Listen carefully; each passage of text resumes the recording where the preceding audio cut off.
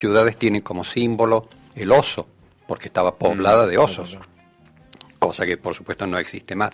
Entonces está muy transformado, no obstante, es muy bonito como paisajes, lo cual indica que las transformaciones que el hombre introduce en la naturaleza no necesariamente son destructivas, simplemente son, cambian la situación. ¿Y qué fuiste a hacer a Italia? O sea, primero, ¿por qué elegiste ir a Italia? ¿Qué hiciste allá? Porque soy de origen italiano, soy Gigli de apellido, o sea, el apellido paterno es y aunque el idioma no ayudaba, porque yo creía saber italiano porque estudié en el Montserrat 3 años de italiano, que para nuestro profesor significaba leer a Dante Alighieri, cosa que no ayudaba para nada cuando llegaba a la ciudad de Roma. Conozco el infierno. Claro, algo así. Pero sí. Voi che la speranza non sé cosa. Y allá se hablaba romano, que hablan más acelerado que los porteños, con eso te digo todo. Y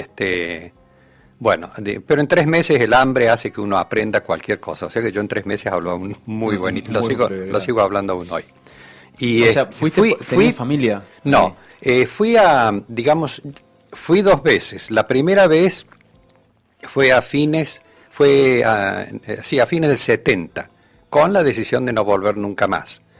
Y ese nunca más duró unos 35 días más o menos, y estuve de vuelta, no solo por el tirón del cordón umbilical famoso, sino porque no era para nada fácil insertarse si uno no tenía un programa medianamente elaborado. Entonces la segunda vez, ya con un año más, habiendo visto lo que era, que no era para nada fácil llegar a insertarse, sobre todo cuando uno va con 100 pesos en lugar de $100 en el bolsillo. La segunda vez ya iba con una cosa más pensada, más tranquilo y sobre todo más dispuesto a hacer cualquier cosa, realmente cualquier cosa, lo que fuera. La primera vez había ido creyendo que algún título, alguna cosa, alguna experiencia servía como pasaporte, y no, uno tiene que ir dispuesto, el inmigrante tiene que ir dispuesto a trabajar en lo que sea. ¿Qué tenías, 30 y pico de años? Tenía 30 años, los cumplí en el barco, en la segunda vez que fui ya fui en barco. En barco, sí, para ambientarme más, para estar más tranquilo, para no llegar tan acelerado, y para alejarme, digamos, establecer una distancia paulatina. Sí, fue muy lindo. Fue uno de los últimos viajes de Giulio Cesare, que después pasó a ser un museo flotante, entiendo que sí todavía está. ¿Que era un barco de pasajeros? Era un barco, sí, era de la línea Costa. Había 2, el Giulio Cesare y el Conte Biancamano, que eran de la línea Costa, que hacían creo que 2 viajes de ida y 2 viajes de vuelta a Sudamérica, parando, como lo hacen todavía hoy, paran en Río de Janeiro, en Santos, en Montevideo y en Buenos Aires. No sé si existirá la misma línea, pero los barcos de pasajeros hacen ese tipo de recorrido. Y fue un viaje muy interesante, muy lindo, aunque era en clase turística, y eso implicaba que yo viajaba en una cabina que era de este tamaño con cuatro otros muchachos, y desembarqué en Nápoles, fui a lo que era el consulado argentino en Nápoles a presentarme y a decir, bueno, si había un no sé qué, que si ellos conocían, etcétera. Tirame una punta. ¿Cuánto tardó el viaje en barco? 12 días. 12 días. Gracias. Y cuando llegué allí, la empleada me miró, era una argentina, me miró con una cara como diciendo, Dios mío, ¿cuántos estoy viendo en la misma situación? Y me dijo, mire, si quiere que le diga la verdad, en Nápoles no va a tener ninguna oportunidad porque ya hay bastante desocupación aquí, en el año 1971 era fines de noviembre. Dice, le aconsejo que vaya a Roma, donde hay más organismos, donde está la embajada, donde a lo mejor yo conocí un poco el inglés, un nada el italiano, y el castellano, el buen español que teníamos por la escuela y por los estudios. Me dice, pruebe en Roma, donde a lo mejor encuentra algo. Y entonces me fui a Roma. Cuando llegué, lo primero que hice fue ponerme en contacto con una familia italiana que tenía una pariente con quien yo había trabajado en la administración pública. Y ella me había dado una dirección que dice, a lo mejor todavía están ahí. Bueno, gracias a Dios estaban todavía ahí. Y bueno, me recibieron en el dificultosísimo italiano que yo hablaba, nos entendimos, tratamos de... Y el hijo de esa familia estaba estudiando estaba terminando sus estudios en la Universidad La Sapienza de Roma y había trabajado para pagarse los estudios, porque allá se pagaba, aunque es una universidad pública, se paga un mínimo, un algo, no es totalmente gratuita. Y para pagarse ese algo, él ayudaba en una asociación a organizar viajes para chicos, viajes de excursiones, digamos, durante las vacaciones, las de invierno y las de verano, que son al revés de las nuestras, en la isla de Cerdeña. Y bueno, me dijo, mira, dice, yo he trabajado ahí un tiempo, te puedo presentar a esa gente y a lo mejor algo te podemos dar durante un tiempo hasta que te vayas ubicando. Eso hicieron y entonces me convertí en uno de los protagonistas de los cuentos del libro Corazón de Edmundo de Amici, que ya nadie conoce, pero que es una serie de cuentos de un italiano que contaba experiencias de los italianos en la época de la mayor pobreza, y uno de ellos era el piccolo scribacchino fiorentino, el pequeño escribiente florentino, que su tarea era escribir sobres. No sé bien para quién, no me acuerdo bien del cuento, pero eso era literalmente lo que yo hacía en esta organización. ¿Qué escribía sobres? Escribía los sobres con la dirección de la familia a la cual iba dirigida la carta, invitando a que mandaran a su niño a esta colonia de vacaciones que estaban organizando. ¿Y esos libros los tenés, algo? El libro Corazón existe en las bibliotecas, en algún lado debe estar, y debe estar el cuento también. Y el chico lo hacía para ayudar a su familia. Claro. Yo lo hacía para comer directamente. Claro. Y con lo que me pagaron ahí, ellos mismos me indicaron un lugar para ir a vivir. Yo me había ido a una pensión, a un hotel común, barato pero común. Y ellos me dijeron, no, dice, lo que más te conviene es ir al Albergo del Popolo, que es un hotel que dirigen el Ejército de Salvación. Los protestantes del Ejército de Salvación, que hoy tienen en casi todas las grandes capitales hay, donde reciben gente indigentes virtualmente, ¿no? Entonces sí. Uno va y te dan una habitación donde hay una cama, un mini roperito y un baño que se comparte cada 4 habitaciones. Uno entra a las 8 de la noche y se queda hasta las 8 de la mañana siguiente, cuando mucho. Te dan un pequeño desayuno y te tenés que ir a buscar trabajo o a hacer lo que tengas que hacer. Y estuve ahí en ese lugar 3 meses y mientras tanto, con la audacia que te da la juventud y el hambre siempre, empujando por detrás, me presenté por consejo de una de las personas de esta organización del INCA, de Young Men Christian Association, me mandó a hablar con un señor, Monsieur Hassan, que tenía una agencia de traducciones. Uh-huh. Me dice, andá y habla con él y fíjate si te puedo ofrecer algo. Bueno, entré al señor Hassan y me preguntó, bueno, ¿qué idiomas habla usted? Yo descubrí repentinamente que hasta hablaba portugués, francés. ¿Qué necesitas que hable? ¿Qué necesitas que hable? Y eso hablo. Bueno.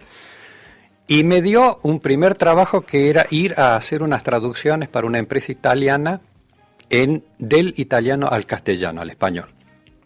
Por supuesto que me animé a ir y dije, bueno, que sea lo que Dios quiera.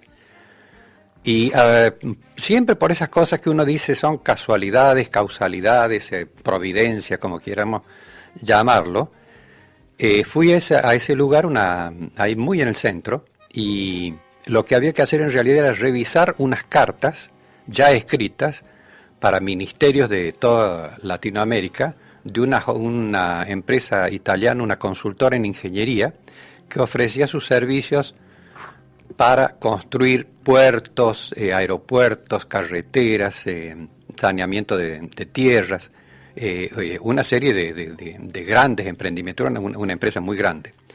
Y entonces los que querían saber es si las cartas estaban bien escritas. Habiendo trabajado yo 13 años en la administración pública, lo único que sabía hacer era justamente ese tipo de... O sea, te vino como anillo al dedo. Como anillo al dedo.